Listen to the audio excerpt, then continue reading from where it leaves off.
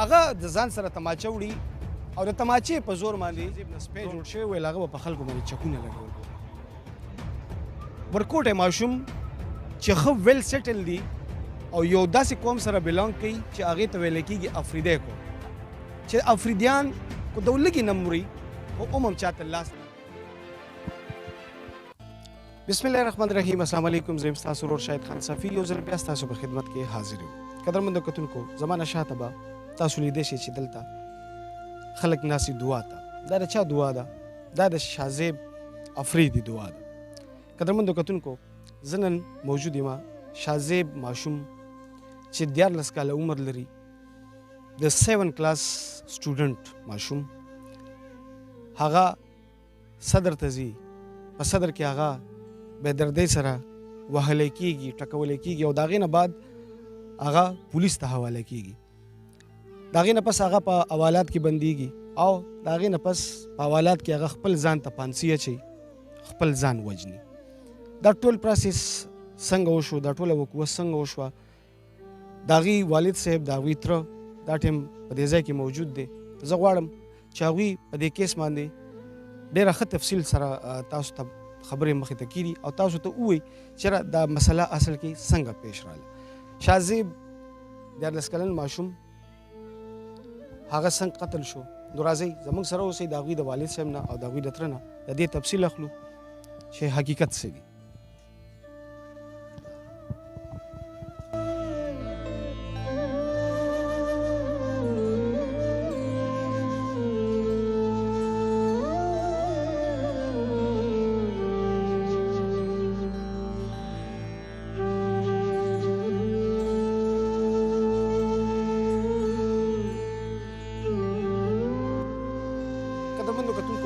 دا ټیم د شاه افریدي والد صاحب زموږ سره موجود دی. هغوی سره د شاه متعلق خبرې کول غواړو. شاه په سکول کې څنګه و، شاه په کور کې رویه څنګه وه، په دې ګاونډ کې رویه څنګه وه، شاه ولې داسې قدم اوچت کو چې هغه خپله ویلی کېږي داسې چې شاه خودکشي کړې. د هغوی د والد صاحب نه په دې هکله باندې یو څو تپوسونه کوو. ډېره مهرباني جي ستاسو ټایم راکولو. څنګه تاسو ښه؟ شکر یاست تاسو دلته کې راتلل، زموږ اواز وشتاولو. زه بیا یو ځل شکر ګزار یم. خوشحاله وباد ساته جي. د ټولو نه مخکې خو لالت دا بیان کوي څنګه چې ویلی کېږي چې شاه خودکشي وکړه. په حوالات کې هغه خودکشي وکړه. د خودکشۍ وجوهات څه وو چې شاه خودکشي کوله؟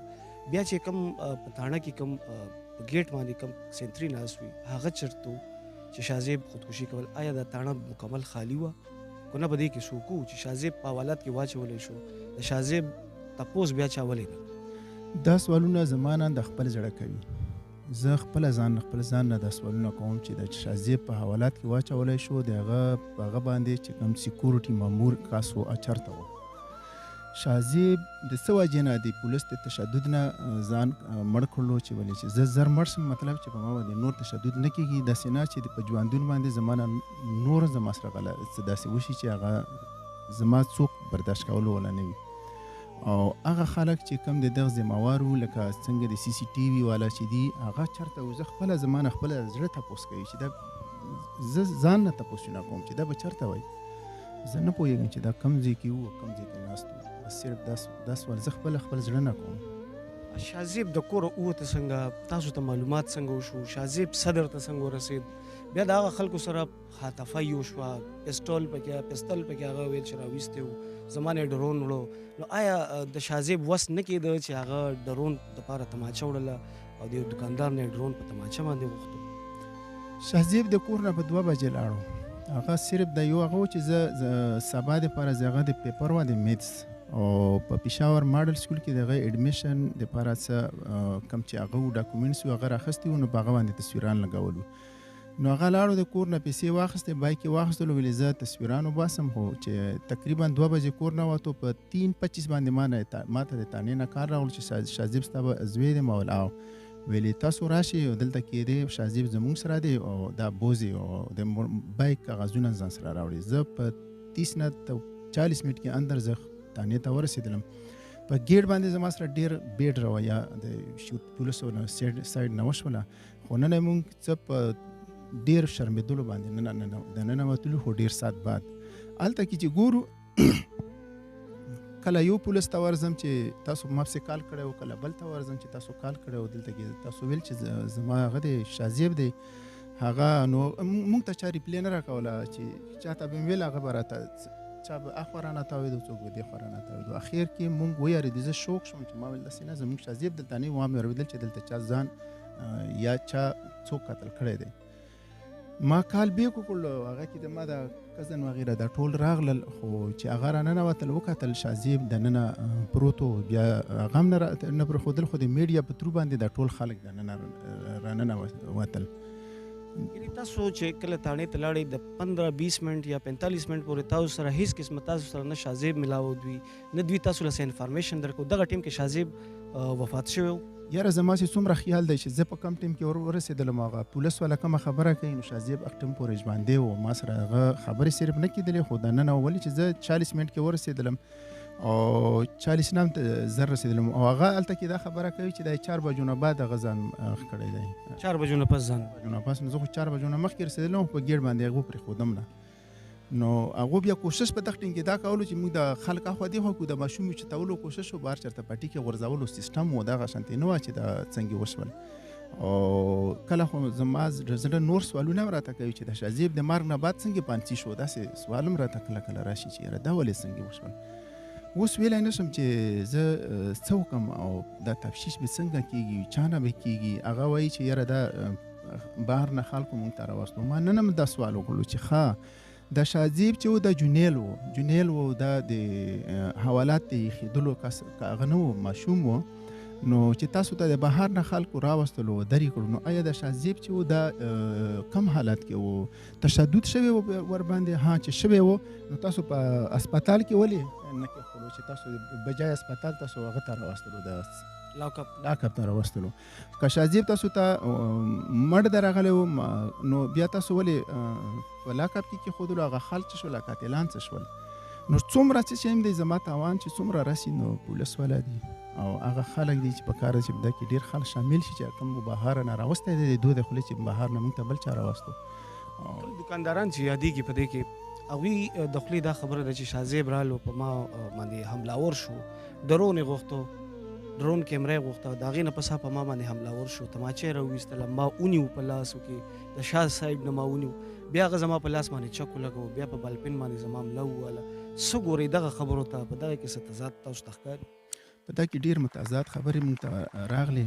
هغه وایي چې شازیب دننه او ما منډه کړه تېنه زه بهر تېنه وتښتېدم هغه دوکاندار والا په ویډیو کې ما وکتل او شازیب بیا منډه کړه لاړلو نو هغه وایي چې شازیب راغلو وایي چې دا ډرون په 100 روپۍ دی وایي ما ورته وویل په 12000 روپۍ دی وایي شازیب راته وایي چې 9000 روپۍ درکوم دا ماته راکړه د سیټې که دغې د رینج وغیره د څومره دی هغه ما ته هم نوم نه راځي شازیب ته چېرته ورتلو هغه دروغ وایي نو وایي ما ورته وویل په دې باندې نیمه ګنټه لګېږي زه دا نشم کولی ولې نشي کولی ته دوکاندار یې ولې ستا دا حق نه جوړېږي چې دلته ډرون ایښی ده او دا خلکو ته سیټ کوي چې هغه راته وایي چې زه 9000 روپۍ درکوم هغه راخیستنه نه وه شازیب هلته کې چې وکتل پته نه لګي چې شازیب څه وشول د دې سره بیا نور شازیب که دا ډرون وغیره دا څیز وایي نو وایي چې دوکاندار منډه کړل شازیب لاړلو چې شازیب غلا کوله یا نور داسې څه کار یې کولی نو شازیب چې لاړلو خو ډرون به یې وړی وی ځان سره کړی بیا 5 منټ بعد هغه وایي د هغه د خوله وایي زه لاړلم د قریشي په دوکان کې زه کېناستم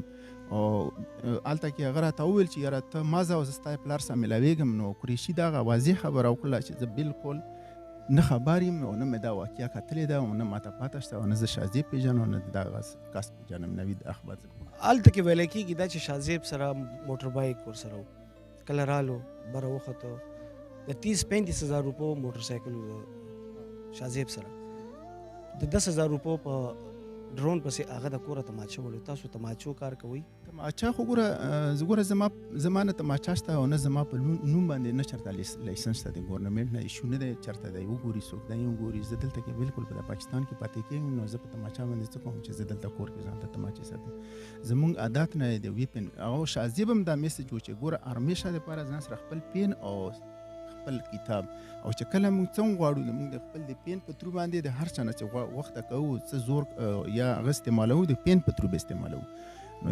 موږ دا خیال نه راځي چې شاه زیب چېرته کې داسې کار کړی وي یا شاه زیب په بچو کې په کم نمبر باندې وو؟ شاه زیب رویه په کور کې څنګه وه؟ بار دوستانو سره شاه زیب په ټولو کې ماشوم و، د هغه روایه هغه لفظونه دا شانتې خواږه وو چې پته نه لګي چې هغه څنګه زده کړي وو. دا لفظونه ما ته سوچ نشم، زه کولی نشم سوچ چې د شاه زیب څومره خوش اخلاق انسان و.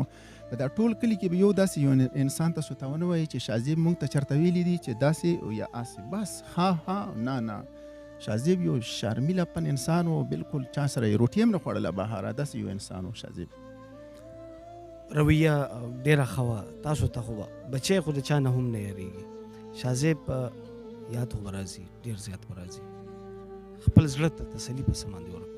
یاره والله که راته هېڅ قسم تسالي میلاویږي، بس چې صرف میلاو شي زه وایم چې صرف په الله مې صبر دی او انشاءالله العزیز د شاه زیب وینه به رنګ راوړي، خوند به راوړي او د ټولو پښتنو دپاره به د شاه زیب یو داسې وي چې دا د خپل ځان قرباني کړلو. نو انشاءالله العزیز دا نور خلک، دا نور ماشومان، دا نور شاه زیبان دا به صرف بچ شي، صرف دومره سوچ او دومره هغه راته راځي او دا زما یو خپل ایمان هم ده چې شاه زیب ماته نه راځي، خو زه ستاسو د شاه زیبانو دپاره دلته ناست یم، دلته ولاړ یم او زما دنیا کې پاتې کېدل د شاه زیب نه بعد صرف یک یو هغه مې دی، مقصد مې دی چې زه وایم چې شاه زیب زما د ژوند د پاتې کېدلو د شاه زیب ګټل دي بس صرف. او زما نه د هر هډوکي نه به غوښه لاړه به شي، خو د شاه زیب په وینو باندې به زه کله چا سره کمپرومایز ونه کړم. دا زما اخري میسج دی هر سړي ته. حکومت نه څه غوښتنه کوو؟ د حکومت نه صرف زه یو انصاف غواړم، نور هیڅ هم دې نه غواړم. هغو خلکو ته چې څوک د شاه زیب په مار کې ملوث دي، که هغه بار دي او که نه دي، هغو ته د سخت نه سخت سزا بس. جوډیشنل انکوایري نه مطمئن؟ د تشو لفظونو نه زه کله نه مطمئن کېږم. تش لفظونه دي، تشو لفظونو باندې زه کله نه مطمئن کېږم او نه څوک داسې کېدلی شي زه په تشو لفظونو باندې مطمئن شم د دغې خبرې نه. عملي کاروایي چې کله وشي ته به یې ووینې، ته به ولاړ وي، میډیا به ولاړه وي، ګوري به ورته چې ها بلکل ته به ما ته وایي چې د شاه زیب وګوره دغه انجام د هغو خلکو چې شاه زیب چا مړ کړی و، خو په تشو لفظونو زه بروسه نه کوم. قدرمندو کتونکو، د شاه زیب د والد صاحب وینا دا ده چې صرف په لفظونو باندې زه کمپرومایز نشم کولی، نه د شاه زیب په خون باندې، د هغه په مرګ باندې زه کمپرومایز نشم کولی. قدرمندو، دلته چې دا څونه مشران ناست دي، څونه کشران ناست دي، دا ټول د دې کلي د دې رشتې خلک دی، دا د شاه زیب سره ډېر قریبي پاتې شوي، ډېر نږدې پاتې شوي د شاه زیب سره. په دې کې به زموږ دا ینګ کل چې د چا عمر 14 کاله 12 کاله دا هم پکې پاتې شوي. په دې کې هم زه کوشش کوم چې د یو ماشوم دوست سره خبرې وکړم چې شاه زیب څنګه وو، څنګه انسان وو، څنګه تعلق وو، د هغې څه وینا ده. مګري د شاه زیب حوالې سره به څه ویل غواړئ؟ زه خو بس څه به ځکه نه وایم چې زما وراره و او د کلي خلکو خبرې واوره چې هغه به څه وایي، بس زه به څه ووایم درته. افغان خو به ډېر خو خدایه پاکه هېر به شي ده بیا را مرګ نه بعد څه ویلی نه شم او ترې مخکې مشکله. ظاهره خبره ده چې د مرګ نه پس به د دوی نه هېر شي، خو د مرګ نه مخکې نه. شاه زیب یو داسې ګل او داسې ماشوم بچی چې هغه د دوی نه جدا شو. په څه وجه جدا شو؟ دا لا تر اوسه پورې یو سوال دی. د دې جواب به په جوډیشنل انکوایري کې پته لګي، موږ ته به هم مخې ته راځي، د خپل وارثانو ته به هم پته لګي. او چې کوم په دې کیس کې د پیله نه د دوی تره هغوی په دې کیس کې لګیا دي، جوډیشنل انکوایري ته هم مخامخ دي، نور چې کوم د پولیس اعلی چارواکي دي د هغوی سره هم مخامخ دي، د هغوی سره خبرې کول غواړو چې هغوی په دې هکله باندې څه ویل غواړي. ملګرو، دا ټیم زما سره مظفر صاحب موجود دی چې د شاه زیب افریدي تره دی، هغوی په دې کیس کې لګیا دي د پیله ورځ نه. دوی سره تر اوسه پورې د دوی څه ګیلې دي د حکومت نه، د پولیس نه، د شاه زیب په قتل باندې دوی څه ویل غواړي، هغه د دوی د زباني اورو چې هغوی نن هم جوډیشنل انکوایري وه د هغې کې هم دوی ورسره ناست وو چې دوی ته نن په هغې کې څه ویلي شوي دي. تیر د یو هفتې نه دا مسله هم دغه شان شروع ده، لا تر اوسه پورې په دې کې څه پیشترف راغلی د دوی نه تپوس کوم. مظفر صاحب، تر اوسه پورې څونه پورې مطمئن شوئ؟ د ټولو نه بله خو ستاسو ډېره زیاته شکریه چې تاسو د کوریج دپاره دلته راغلی. تر اوسه پورې چې څومره انویسټیګیشن شوی دی، څومره انکوایري شوې ده، هغې کې معمولی غونډه کې پیشرفت شوی دی. پوسټ مارټم ریپورټ تر اوسه پورې نه دی راغلی. جوډیشل چې کومه انکوایري ده هغه شاید 14 دن ټایم واخلي. همدارنګې د نن نه د کوټ هغه هم شروع شو، کیس هم شروع شو. نن پهلنی ډیټ و کوټ کې د پیشي د حاضري. زه به دا ووایم چې شاید د پولیس ډپارټمنټ چې کوم سینیرز دي په بعضې خبرو باندې به ګیلمن وي، سپیشلي زما نه. نو زه خپلو الفاظو باندې اوس هم قایم یم. هغې چې څومره موږ په دې سخت الفاظ ورته استعمال کړي دي، د هغې وجه دا ده چې سیسټم کې ډېرې زیاتې مسلې دي. دومره غټه حادثه شوې ده او هغه د شاه زیب د والد صاحب سره شوې ده، خو اګزیکټلي هماغه سیسټم دی. زه به د دې نه تاسو ته شروع کوم چې پرون موږ ته نوټیفیکیشن ملاو شو چې د جج صاحب طرف نه، جوډیشري طرف نه، چې موږ زه او د شاه زیب والد صاحب چې موږ حاضري وکړو غربي تانې ته.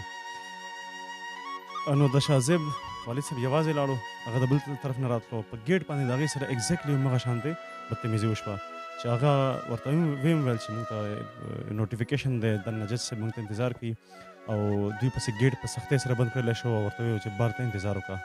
او ما ته ډېر زیات افسوس راځي چې زه په ګاډۍ کې لاړم. نو ما چې کله شیشه کوزه کړه، زه اګزیکټلي د دې سیسټم نه زما شدید نفرت دی چې زه ګاډۍ کې لاړم. نو ما ته د سر آواز وشو چې سر السلام علیکم سر، او ما نه تپوس وشو چې چا سره ملاویږي. ما ورته وویل چې ما ته نوټیفیکیشن دی، جج صاحب وخت یم. نو ما ته ګیټ کولاو شو او زه وذ ریسپیکټ دننه ریسیو کړلی شم. اګزیکټلي شاه زیب پلار پیدل لاړ، هغه په ګیټ ودرول. اګزیکټلي هغه چونکې د بل طرف نه راتلل، هغه په ګیټ باندې رایسار شو، هغې پسې دروازه بند شو، هغې ته وویل چې بار ته ودرېږه. زه اګزیکټلي وایم چې ګورې دومره سخته حادثه هغه د شاه زیب د والد صاحب سره شوې ده الرډي، او دنیا یې پېژني. د داسې کس نه د دومره تکلیف نه باوجود هم هغه په دې طریقې ریسیو کېږي. دا سیسټم زه همدا ایشو هایلایټ کوم چې تاسو ته څوک په ګاډو کې راشي، په لینډ کروزرز کې راشي، هغه قاتلان ولې نه وي، هغې ته پروټوکول ملاویږي. او یو بې ګناه کس چې هغه هېڅ قسمه جرم نه وي کړی، هغه چې کله پیدل لاړ شي نو په ګیټ کې ورته ویل کېږي چې بار ته ودرېږه. دا سیسټم دوی اوس هم نه ټیک کوي. باوجود د دې نه چې د سینیئر افیشلز ته د پولیس ډپارټمنټ موږ څومره ځل دا شکایتونه وکړل، موږ هغې ته د سختو الفاظو سره ویناګانې ورته وکړې، سیسټم کې چینجز دوی نه راولي. بیا به دوی دا کله کوي چې د الفاظو کې ډېر زیات شدت وي. مجبوري ده، دوی سیسټم په کار دی چې انټر شوي، جج صاحب ناست و، جوډیشنل انکوایري شروع وه. په هغې کې څه اشراف وشو، څه داسې مخې ته راغلل؟ تاسو په هغې لږ نظر واچوئ. دوی د اس ایچ او نه د چې کوم پولیس بقیه عمله ده د هغې نه 1 to 1 د هغې نه یې سټیټمنټس واخیستل. دې ټایم کې زه چونکې الاؤډ نه شم، د شاه زیب والد صاحب د هغې سره ناست و، چونکې ما ریکویسټ هم وکړو چې هغه ډېر زیات په صدمه کې دی، نو کاینډلي ما الاو کوي، ځکه چې ما سره انفارمیشن د دې کیس په حواله کې زیات دي، خو زه الاو نه شم. نو پرابلم اټ آل. خیر، خو د پولیس چې څومره فورسز عمله ده د هغې نه سټیټمنټس واخیستلی شو، هغې ځان سره نوټ کړل. سیکنډ د هغه ورځو چې کوم اف آی آرز وو، روزنامچې وې، چې کوم د دوی ورته سندري وایي، د هغې چې کوم ډیوټیز وو، د هغې کاپیز په باره کې ورته انسټرکشنز جاري شو چې د هغې کاپیز دي جج صاحب ته ولېږلی شي فار مور انفارمیشن. او دې هغه کې به زه تاسو ته دا هم وایم چې ایس ایچ او صاحب کله لاړو حوالات ته، نو هغه ټایم کې سوري جج صاحب چې کله حوالات ته لاړو، نو جج صاحب تپوس وکړو چې ایس ایچ او څه شو. افسوس ماته هم دې ټایم کې راځي چې موږ کله یو عام کس لایک شاه زیب چې هغه یو انډر ایج هم و، هغه 15AA کې گرفتار شو، فوراً په حوالات کې واچولی شو. او چې کوم کس باندې د 302 اف آی آر دی، هغه په خپل ریسټ روم کې ښه په سکون سره اے سی ته پروت و. پولیس والا ورته دروغ وویل چې هغه د انویسټیګیشن لپاره غوښتلی شوی دی. بیا هغه حاضر کړلی شو، د هغې نه چې کوم سټیټمنټ و هغې ته نه واخیستو، او زه بهر ته چونکې ناست وم، ما 4 غنټې تقریبا دوی پولیس سټیشن کې تېر کړل. ایس ایچ او صاحب وذ پروټوکول خپلې کمرې ته ډېر رسپیکټ سره لاړو، نه د هغې په لاسونو کې هتکړی وي نه بل څه. دلته ماته افسوس راځي، او دلته کې زه د دې چې کوم د دې دا پروسیجر دی او چې کوم د دې دا سټایل دی، د دې نه شدید نفرت کوم چې د 302 مجرم دپاره خو پروټوکول دی چې هغې باندې 302 اف آی آر دی، او عام چې کوم ورکوډي مجرمان دي د هغې دپاره چې کوم دي د حوالات سره د انتهایي بېعزتۍ او د کنځلو نه ډک حوالات دی. دا ولې دا سیسټم ولې نه چینج کېږي؟ حالانکې جوډیشل انکوایریز شروع شوې ده، د دې حالت دې ورځو کې هم د دې دا حالت دی. تاسو سوچ وکړئ چې عام ورځو کې به څه پوزیشن وي، څه به حالت وي زموږ د پولیس د ډپارټمنټس. سپیکر صاحب هم پکې جی ډېره مضبوطه وینا کړې وه چې بھئی دا کس کو د حوالات نه بهر راووت نو زما به پرې خفګان وي. هغې ته څنګه زه به دا ووایم چې زه په الفاظو باندې بالکل یقین نه ساتم چې دا تش الفاظ دي. د دې نه مخکې هم ډېر زیات ګلونه په خاورو کې خاوره شول، وویشتلی شول او څه څه ونه شو، د هغې بېزیتیانې وشوې، د هغې په عجیبه عجیبه طریقه باندې د پولیس والا ویډیوګانې جوړې کړې. صرف اور صرف هغه زیات نه زیات دا الفاظ دي جی، हम शदीद मजम्मत करते हैं और ये सस्पेंडेड दैट्स इट. د دې نه زیاته لکه پریکټیکلی ما کله نه ده کتلې چې چاته سزا میلاو شوې. شاید د شاه زیب کیس چې کوم دی دا انتهایی زیات حساس دی، هغې نه باوجود هم ایس ایچ او صاحب ته هم هغه پروټوکول میلاویږي چې کوم د زموږ دا سینیرز دي، هغه که ایم این ایز دي، که ایم پی ایس دي، د دوی دا هدایات چې کوم دي دا صرف الفاظ دي. که دوی کې زور وی نو پولیس ډپارټمنټ کې به څه نه صرف تر اوسه پورې راغلی وی، او ایس ایچ او صاحب به ایټلیست خپل ریسټ روم ته ود ریسپیکټ او ود پروټوکول نه به وتلی. نو دا که زموږ ایم این ایس دي، که زما ایم پی ایس دي، زما دپاره ریسپیکټیبل دي، خو ایټلیست د هغې په سټیټمنټ د هغې په احکاماتو کې لکه ډېر دم ماته نه ښکاره کېږي. ډېره مننه مظفر صاحب. ملګرو دا هو مظفر صاحب دی چې هغه د دې کیس متعلق تاسو پوه کړئ. اوس زه یو څو خبرې کول غواړم. شاه زیب 14 کلن ماشوم د 9م کلاس سټوډنټ د هغه ابل زموږ یو ملګري خبره وکړله، ویل د شاه زیب نه سپی جوړ شوی، ویل هغه به په خلکو باندې چکونه لګول. ورکوټی ماشوم چې ښه ویل سیټل دی او یو داسې قوم سره بلانګ کوي چې هغې ته ویلی کېږي افریدی قوم، چې افریدیان کو د لږې نه مري خو هم چاته لاس نه نیسي. بیا د 14 کالو ماشوم بچی چې په 9م کلاس کې سبق کوي او یو طالب علم دی، هغه د ځان سره تماچه وړي او د تماچې په زور باندې ډرون کیمرا اخلي او بیا د دکان اونر چې کوم دی هغه د شاته نه نیسي چې کله ورسره تماچه وویني، بیا د هغه په لاس باندې چک هم لګي. هغه هم د هغه ملګري خبرې تاسو اورېدلي. بیا شاه زیب د هغه د جب نه اوس د په لاس کې نیولی هم دی، بیا هم شاه زیب د هغه د جب نه بالپین وباسي او د ده ملا پې وایي. نو زه وایم چې داسې دا خو خوب لیدل دي. زما د حکومتي وخت نه هم دا مطالبه ده چې همدغه دکانداران دې هم شامل تفتیش شي چې حقیقت د شاه زیب د قتل د ټولې دنیا ته څرګند شي. هله به د دوی دا تره، د دوی والد صاحب، د دوی موربی، د دوی ټول قوم افریدی قوم به هله مطمئن شي چې کله د شاه زیب صحیح شفاف تحقیقات وشي. جوډیشنل انکوایري نه تر څونه حده پورې دوی مطمئن دي، څونه حده پورې چې زموږ میډیا مطمئن ده، هغه ستاسو د وړاندې دي. خو موږ به بیا هم انتظار کوو چې د شاه زیب دا قتل دا کیس چې کوم دی دا شفاف راشي د دنیا ته او معاشرې ته. داسې قسمه ایس ایچ اوګان چې هغوی لس کاله په یو تاڼه باندې خپله ډیوټي کوي.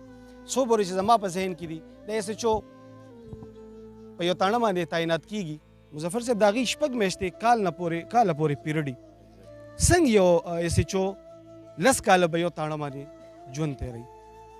دا خو په یو کتاب په یو قانون کې هم نشته. نو زما د حکومت وخت نه دا مطالبه ده چې دې خاندان ته د انصاف ملاو شي. داسې خو موږ د ډېرو خاندانونو دپاره چغې ووالي، احتجاجونه مو کړو، خو لا تر اوسه پورې په حقیقي معنو کې داسې یو کس ته هم انصاف ملاو نه شو چې موږ ووایو چې او دوی ته انصاف ملاو شو. الله دې وکړي چې د شاه زیب د خاندان ته انصاف ضرور ملاو کړي. خپل ورور شاهد خان صفي له ورکړي اجازت، په لوی الله م سپارم.